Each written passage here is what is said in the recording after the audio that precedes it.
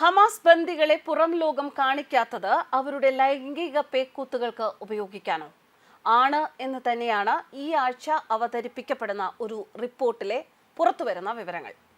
ഹമാസിന്റെ തടവറയിൽ ബന്ദികൾ അനുഭവിച്ച കഥകൾ അത് പലപ്പോഴും ലോകം അറിഞ്ഞിട്ടുള്ളവയാണ്. എന്നാൽ കഴിഞ്ഞ വർഷം ഗാസയിൽ തടവിലായിരിക്കുന്ന അവസരത്തിൽ 2 ഇസ്രായേലി കൗമാരക്കാരായ ബന്ദികൾ ഇവർ പരസ്പരം ലൈംഗിക ബന്ധത്തിൽ ഏർപ്പെടാൻ നിർബന്ധിതരാവുകയും അവരെ ബന്ദികളാക്കിയവർ അവരെ ലൈംഗികമായി ദുരുപയോഗം ചെയ്യുകയും ചെയ്തു എന്ന് ഐക്യരാഷ്ട്രസഭയിൽ അവതരിപ്പിക്കാൻ പോകുന്ന ആരോഗ്യ മന്ത്രാലയ റിപ്പോർട്ടിൽ നിന്നുള്ള പുതിയ വിശദാംശങ്ങൾ പറയുകയാണ്. ഇപ്പോൾ തട്ടിക്കൊണ്ടു പോകപ്പെട്ടവർ അവരിൽ ചിലർ കുട്ടികളാണ്. അവർ അനുഭവിച്ച ശാരീരികവും ലൈംഗികവും മാനസികവുമായ വേദനകളും അത് അവരിൽ ഉണ്ടാക്കിയ ശാശ്വതമായ പ്രത്യാഘാതങ്ങളും ലിസ്റ്റ് ചെയ്യുന്ന ഒരു റിപ്പോർട്ടാണ് ഇത്. ഇതിൽ ഇവരുടെ സാക്ഷ്യമുണ്ട്, മറ്റ് നിരവധി വിശദാംശങ്ങളും ഉൾപ്പെടുത്തിയിട്ടുണ്ട്. പീഡനത്തെക്കുറിച്ചും ക്രൂരവും മനുഷ്യത്വരഹിതവും അപമാനകരവുമായ പെരുമാറ്റം അല്ലെങ്കിൽ ശിക്ഷ എന്നിവയെക്കുറിച്ചുള്ള UN-ന്റെ പ്രത്യേക റിപ്പോർട്ടറായ ആലിസ് എഡ്വേർഡിന് ഈ ആഴ്ച സമർപ്പിക്കാൻ ഒരുങ്ങുകയാണ് ഈ റിപ്പോർട്ട്. 2023 നവംബറിലെ ഒരു കരാർ പ്രകാരം മോചിപ്പിക്കപ്പെട്ട ബന്ദികളുടെ സാക്ഷ്യങ്ങളും ഇസ്രായേൽ സൈന്യം രക്ഷപ്പെടുത്തിയവരുടെയും സാക്ഷിമൊഴികളിൽ നിന്ന് സമാഹരിച്ച റിപ്പോർട്ട് അവരെ ചുട്ടുകൊല്ലുകയും മർദ്ദിക്കുകയും പട്ടിണി കിടക്കുകയും അപമാനിക്കുകയും ഒക്കെ ചെയ്തതും അവരുടെ മാനസികവുമായ ശാരീരികവുമായ ആരോഗ്യത്തെ പോലും എങ്ങനെ ബാധിച്ചു എന്ന് വിവരിക്കുന്നുണ്ട്. അവർ മോചിതരായി വളരെ കാലം കഴിഞ്ഞ് ബന്ദികളുടെ അനുഭവങ്ങളെക്കുറിച്ചുള്ള ആരോഗ്യ മന്ത്രാലയത്തിന്റെ ആദ്യ ഔപചാരിക റിപ്പോർട്ട് ഇത് അടയാളപ്പെടുത്തുന്നു. 2 പ്രായപൂർത്തിയാകാത്ത കുട്ടികളെ പരസ്പരം ലൈംഗിക ബന്ധത്തിൽ ഏർപ്പെടാൻ നിർബന്ധിച്ച തീവ്രവാദികൾ അവരുടെ മുന്നിൽ വെച്ച് വസ്ത്രങ്ങൾ അഴിച്ചു മാറ്റാനും അവരുടെ സ്വകാര്യ ഭാഗങ്ങളിൽ സ്പർശിക്കാനും ജനനേന്ദ്രിയത്തിൽ ചമ്മട്ടി കൊണ്ടും അടിച്ചതായും റിപ്പോർട്ടിൽ ഞെട്ടിപ്പിക്കുന്ന വിവരങ്ങളുണ്ട്. അതേ 2 മുൻബന്ധികളും റിപ്പോർട്ട് ചെയ്തിട്ടുണ്ട്. അവരെ ബന്ധനസ്ഥനാക്കി അവരുടെ തടവിലെല്ലാം മർദ്ദിച്ചു. ബന്ധനത്തിന്റെ അടയാളങ്ങൾ, പാടുകൾ ഇതൊക്കെയുമായി ട്രോമയിലാണ്. ആ ട്രോമയുമായി പൊരുത്തപ്പെടുന്ന അടയാളങ്ങൾ എന്നിവ അവരിൽ കണ്ടെത്തിയിരിക്കുകയാണ്. കൂടാതെ 2 കൊച്ചുകുട്ടികൾക്ക് അവരുടെ കൈകാലുകളിൽ പൊള്ളലേറ്റ പാടുകളും ഉണ്ടായിരുന്നു. ചില ബന്ദികളെ ദിവസങ്ങളോളം ഇരുട്ടിൽ ആക്കിയെന്നും കൈകാലുകൾ ബന്ധിച്ചുവെന്നും ഭക്ഷണമോ വെള്ളമോ അവർക്ക് നൽകിയില്ല എന്നും റിപ്പോർട്ടിൽ പറയുന്നുണ്ട്. അവരുടെ ദേഹമാസകലം മർദ്ദനമേറ്റ പാടുണ്ട്. ചിലരുടെ മുടി പറിച്ചെടുത്തു. തിരിച്ചെത്തിയ ബന്ദികളിൽ ഒരാൾ ഒരു ഹമാസ് ഭീകരൻ തോക്കിൻ മുന്നിൽ ലൈംഗികമായി പീഡിപ്പിക്കപ്പെട്ടതായി വിവരിച്ചു. റിപ്പോർട്ട് ഇതും പറയുന്നുണ്ട്. നിരവധി അവസരങ്ങളിൽ ബന്ദികളാക്കിയവർ ഉൾപ്പെടെയുള്ളവർ നോക്കി നിൽക്കവെയാണ് എല്ലാ പ്രായത്തിലുമുള്ള സ്ത്രീകളെ വസ്ത്രം അഴിക്കാൻ നിർബന്ധിക്കുകയും ബന്ദികളാക്കിയവർ ലൈംഗികമായി ഇവരെ പീഡിപ്പിച്ചതായും സ്ത്രീകൾ വിശദാംശങ്ങൾ നൽകുന്നുണ്ട്. കൂടാതെ ബന്ദിയാക്കിയവർ തങ്ങളെ തുറിച്ചു നോക്കുമ്പോൾ തങ്ങളെ കട്ടിലിൽ കെട്ടിയിരിക്കുകയാണ് എന്ന് ചില സ്ത്രീകൾ റിപ്പോർട്ട് ചെയ്തു. ബന്ദികളാക്കപ്പെട്ടവരുടെ ലൈംഗിക അതിക്രമങ്ങൾ വിശദീകരിക്കുന്ന ഈ റിപ്പോർട്ടുകൾ ഇസ്രായേൽ മുൻപും പുറത്തുവിട്ടിട്ടുണ്ട്. അതോടൊപ്പം ആ റിപ്പോർട്ടുകളെ ഹമാസ് നിഷേധിക്കുകയും ചെയ്തിട്ടുണ്ട്. ചില മുൻബന്ധികൾ വളരെ പരസ്യമായി അവർക്ക് സംഭവിച്ച കാര്യങ്ങൾ വെളിപ്പെടുത്തുന്നുമുണ്ട്. ഈ വർഷം ആദ്യം മോചിപ്പിക്കപ്പെട്ട ബന്ദിയാണ് അമിത് സൂസാന. അമിത് സൂസാന പറഞ്ഞ വിവരമനുസരിച്ച് ബന്ദികളാക്കിയവരിൽ ഒരാളോട് ലൈംഗിക പ്രവൃത്തി ചെയ്യാൻ നിർബന്ധിതയായത് എങ്ങനെയാണ് എന്ന് സൂസാന വിശദീകരിക്കുന്നുണ്ട്. നവംബർ അവസാനത്തോടെ ഒരാഴ്ച നീണ്ടുനിന്ന സന്ധ്യയിൽ ഹമാസ് 105 സിവിലിയന്മാരെ മോചിപ്പിച്ചിരുന്നു. അതിനു മുൻപ് 4 ബന്ദികളെ മോചിപ്പിച്ചിരുന്നു.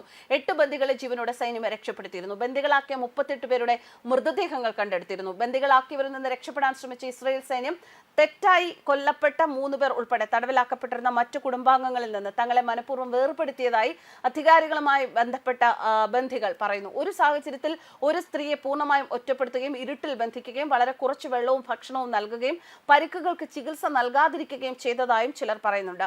ഒക്ടോബർ 7-ന് ഉണ്ടായ ഗുരുതരമായ പരിക്കുകൾക്ക് ആതിഥേയർക്ക് വൈദ്യചികിത്സ നിഷേധിച്ചു. തുടർന്ന് ചികിത്സിക്കാത്ത വിട്ടുമാറാത്ത അവസ്ഥകൾക്ക് പുറമെ അവർക്ക് ഒടിവുകൾ ഉണ്ടായിരുന്നു, മുറിവുകൾ ഉണ്ടായിരുന്നു, പൊള്ളലുകൾ ഉണ്ടായിരുന്നു. ഇതൊന്നും വേണ്ടത്ര ചികിത്സ നൽകിയില്ല എന്നും പറയുകയാണ്. ഇതൊക്കെ കൂടുതൽ ശസ്ത്രക്രിയകൾ ആവശ്യമായ സങ്കീർണതകളിലേക്ക് നയിക്കാൻ കാരണമായി. ശരിയായ പരിചരണത്തിലൂടെ തടയാമായിരുന്ന സാഹചര്യമായിരുന്നു, പക്ഷെ അത് ചെയ്തില്ല. അനസ്തേഷ്യയില്ലാതെ വേദനാജനകമായ നടപടിക്രമങ്ങൾ നടത്തി പരിക്കേറ്റവരെയും പിടികൂടിയവർ പീഡിപ്പിച്ചു. പല ആതിഥേയർക്കും ചികിത്സയില്ലാത്ത വിട്ടുമാറാത്ത അവസ്ഥകൾ, അതായത് ഹൃദയസ്പന്ദനം, പ്രമേഹം, ഹൈപ്പോതൈറോയിഡിസം ഇതൊക്കെ ബാധിച്ചതായും പറയുന്നുണ്ട്. ഇത് ഗുരുതരമായ ഹ്രസ്വകാല മെഡിക്കൽ അപജയത്തിലേക്ക് എത്തിക്കുകയായിരുന്നു. ഒരു കേസിൽ ഒരു ബന്ദി ചികിത്സ ലഭിക്കാത്ത മെഡിക്കൽ സങ്കീർണതകൾ മൂലം മരിക്കുകയും ചെയ്തു.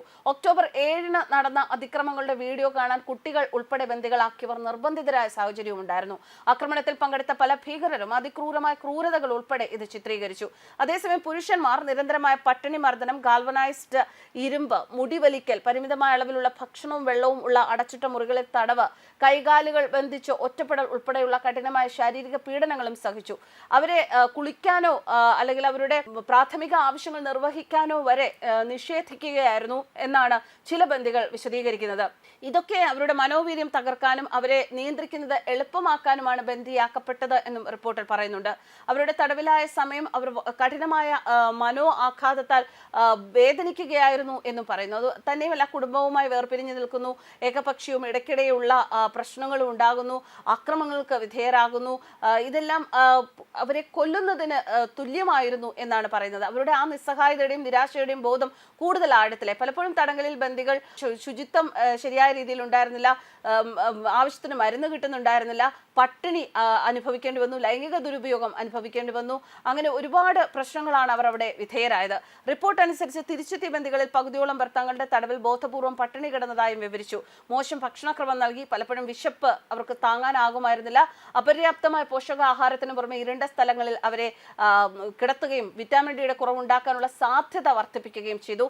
പ്രായപൂർത്തിയായ ബന്ദികൾക്ക് ശരാശരി 8 മുതൽ 15 കിലോഗ്രാം വരെ അവരുടെ വെയിറ്റിൽ കുറവുണ്ടായി എന്നതാണ് പറയുന്നത്. യഥാർത്ഥ ശരീരഭാരത്തിന്റെ 10 മുതൽ 17% വരെ കുറഞ്ഞു. അതേസമയം തടവുകാരിൽ കുട്ടികളുടെ ശരാശരി ശരീരഭാരത്തിൽ 10% കുറവുണ്ടായി. എന്നാലും ഒരു സാഹചര്യത്തിൽ ഒരു പെൺകുട്ടിയുടെ ഭാരത്തിന്റെ 18% വരെ കുറഞ്ഞു എന്നും റിപ്പോർട്ടിൽ പറയുന്നുണ്ട്. കഴിഞ്ഞ വർഷത്തെ വെടിനിർത്തൽ കരാർ അടുത്തപ്പോൾ തടവുകാർ ബന്ദികൾക്ക് കൂടുതൽ ഭക്ഷണം നൽകി, അവർക്ക് പുതിയ വസ്ത്രങ്ങൾ നൽകി. പ്രത്യക്ഷത്തിൽ അവരുടെ അവസ്ഥകൾ തങ്ങളെക്കാൾ മികച്ചതായി മറ്റുള്ളവരുടെ മുന്നിൽ അവതരിപ്പിക്കാനുള്ള ഒരു ശ്രമം നടത്തി. ഇസ്രയേലിലേക്ക് മടങ്ങുന്നതിന് മുൻപ് അധിക ഭക്ഷണം ലഭിച്ചവർക്ക് റീഫീഡിംഗ് സിൻഡ്രോം, ഹൈപ്പോകലേമിയ, ഹൈപ്പോമാഗ്നസീമിയ, ഹൈപ്പോഫോസ്ഫേറ്റീമിയ തുടങ്ങിയ ഇലക്ട്രോലൈറ്റ് അസന്തുലിതാവസ്ഥ, പ്രത്യേകിച്ച് പ്രായമായ ബന്ദികൾക്ക് ഇത് ഉണ്ടാകുമ്പോൾ അവർക്കത് അപകട സാധ്യത വർദ്ധിപ്പിക്കുകയാണ് ചെയ്തത്. ഇങ്ങനെ പല രീതിയിലാണ് ബന്ദികളാക്കപ്പെട്ടവരെ ഹമാസ് പീഡിപ്പിച്ചുകൊണ്ടിരുന്നത്. ആ പട്ടിണിയുടെ ഒരു കാലത്തിന് ശേഷം ഉടനടി പെട്ടെന്ന് കൂടുതൽ ഭക്ഷണം കഴിക്കുമ്പോൾ അതൊരുപാട് ആരോഗ്യ അപകടങ്ങൾ ഉണ്ടാകും എന്നുള്ള കാര്യത്തിൽ യാതൊരു സംശയവുമില്ല. 440 ദിവസത്തിലേറെയായി ഇപ്പോൾ തടവിൽ കഴിയുന്ന ശേഷിക്കുന്ന ബന്ദികളുടെ സ്ഥിതി എന്താണ് എന്നതിനെക്കുറിച്ച് ഇസ്രായേൽ അധികാരികൾ ആശങ്കാകുലരാണ്. കൂടുതൽ ബന്ദികളെ മോചിപ്പിക്കാൻ മറ്റൊരു മധ്യസ്ഥതയിലൂടെ വെടിനിർത്തൽ അന്തിമമാക്കാനുള്ള ശ്രമങ്ങൾ നടന്നുകൊണ്ടിരിക്കുകയാണ്. കൂടാതെ അവരെ ബന്ദികളാക്കിയവർ മോചനത്തിന് മുൻപ് ഒരുപക്ഷെ അവർക്ക് അമിതമായി ഭക്ഷണം നൽകാൻ ശ്രമിച്ചേക്കും എന്ന സൂചനകളുമുണ്ട്. വീട്ടിൽ തിരിച്ചെത്തിയതിനു ശേഷവും ചില മുതിർന്നവർക്കും കുട്ടികൾക്കും കടുത്ത ഉത്കണ്ഠയുണ്ടായി, പരിഭ്രാന്തി ഉണ്ടായി. കൂടാതെ കടുത്ത വിഷാദം ഉൾപ്പെടുന്ന മൂഡ് സ്വിംഗ് അനുഭവപ്പെട്ടു എന്നാണ് ഈ റിപ്പോർട്ടിൽ പറയുന്നത്. ശക്തമായി കാണപ്പെട്ടവർ പോലും പലപ്പോഴും അവരുടെ യാഥാർത്ഥ്യവുമായി പൊരുത്തപ്പെടുന്നതിൽ ബുദ്ധിമുട്ടുകൾ കാണിക്കുന്ന ഒരു സാഹചര്യമാണ് ഉണ്ടായത്. ചിലപ്പോൾ അത് പല രീതിയിൽ അവരെ ബുദ്ധിമുട്ടിക്കുകയായിരുന്നു. തിരിച്ചെത്തിയ പല ബന്ദികൾക്കും ഭ്രാന്തമായ ഉത്കണ്ഠകൾ ഉണ്ടായിരുന്നു. തങ്ങളുടെ അനുഭവങ്ങളെക്കുറിച്ച് പറഞ്ഞാൽ ഇപ്പോഴും തടവിലുള്ള തങ്ങളുടെ പ്രിയപ്പെട്ടവർക്കെതിരെ ഹമാസ് പ്രതികാരം ചെയ്യുമെന്ന് അവർക്ക് ഭയമുണ്ട്. ചിലർക്ക് വീട്ടിൽ നിന്ന് പുറത്തിറങ്ങാനോ എന്തെങ്കിലും ആരോടെങ്കിലും ഒരു രഹസ്യം ഷെയർ ചെയ്യാനോ ഒക്കെ ബുദ്ധിമുട്ടുണ്ടായിരുന്നു. തടവിലാക്കിയവർ പാലിക്കാൻ പറഞ്ഞിരുന്ന ആ ഒരു കാര്യങ്ങൾ അത് പാലിക്കണം എന്നുള്ളതും പലരെയും ഭയപ്പെടുത്തുന്നുണ്ട്. ജോലി സ്ഥലത്തായാലും സ്കൂളിലായാലും അവരുടെ പതിവ് ജീവിതത്തിലേക്ക് മടങ്ങാൻ പലർക്കും കഴിയുന്നില്ല. പല ബന്ദികളും രാത്രിയിൽ ഉറങ്ങുന്നില്ല. ഇങ്ങനെ ഒരു വല്ലാത്തൊരു ട്രോമ സമ്മാനിച്ചാണ് പുറത്തുവിട്ടിരിക്കുന്ന ബന്ദികളിൽ പോലും ഹമാസ് സ്വാധീനം ചെലുത്തിയിരിക്കുന്നത്. അവരുടെ ബന്ദികളാക്കപ്പെട്ടിരുന്ന കാലഘട്ടത്തിലും അവർക്ക് വേണ്ട സമാധാനം കൊടുത്തിരുന്നില്ല. അവരെ മാക്സിമം മാനസികമായി പീഡിപ്പിക്കുകയായിരുന്നു. പക്ഷേ ഇപ്പോഴും പുറത്തിറങ്ങിയിട്ടും അവർക്ക് ഒരു നോർമൽ ലൈഫ് കൊണ്ടുപോകാൻ സാധിക്കുന്നില്ല. 2024 ഡിസംബർ 5 പടിഞ്ഞാറൻ ജെറുസലേമിലെ ഒരു തെരുവിൽ 2023 ഒക്ടോബർ ഹമാസിന്റെ കൂട്ടക്കൊലയ്ക്ക് ശേഷം ഗാസയിൽ ഭീകര സംഘടനകൾ ബന്ദികളാക്കിയ ഇസ്രയേലികളുടെ ഛായാചിത്രങ്ങൾ ആലേഖനം ചെയ്ത ഒരു പ്രദേശത്തൂടെ IDF സൈനികർ വരുന്നു. ഇങ്ങനെ ഹമാസ് ബന്ദികളുടെ പീഡന കാലത്തെക്കുറിച്ച് അവർ ലൈംഗികമായി പോലും ഇവരെ തമ്മിൽ ഉപയോഗിക്കാൻ പ്രേരിപ്പിച്ചിരുന്നു എന്നുള്ള ഞെട്ടിക്കുന്ന വാർത്തകൾ പുറത്തു വരുമ്പോഴാണ് ഒരു വെടിനിർത്തൽ കരാർ അല്ലെങ്കിൽ ഈ ഒരു യുദ്ധം അവസാനിപ്പിക്കണം, അതിലൂടെ ചിലരെയെങ്കിലും രക്ഷപ്പെടുത്തണം എന്നുള്ള ഒരു സാഹചര്യത്തിലേക്ക് എത്തുന്നത്. ഇനിയും ബന്ദികളായി കഴിയുന്നവർ അവിടെ ഏത് തരത്തിലാണ് ജീവിക്കുന്നത് എന്നുള്ളത് ഈ പുറത്തു വന്നവരുടെ ഈ മൊഴിയിൽ നിന്ന് തന്നെ നമുക്ക് മനസ്സിലാക്കാൻ സാധിക്കും. അത്തരം ഒരു സാഹചര്യത്തിൽ എത്രമാത്രം വേദനാജനകമായിരിക്കും അവരുടെ ജീവിതം എന്നതും ഇസ്രായേൽ സൈന്യത്തിന്റെ ആശങ്ക കൂട്ടുകയാണ്. ന്യൂസ് ഡെസ്ക് കർമ്മ ന്യൂസ്.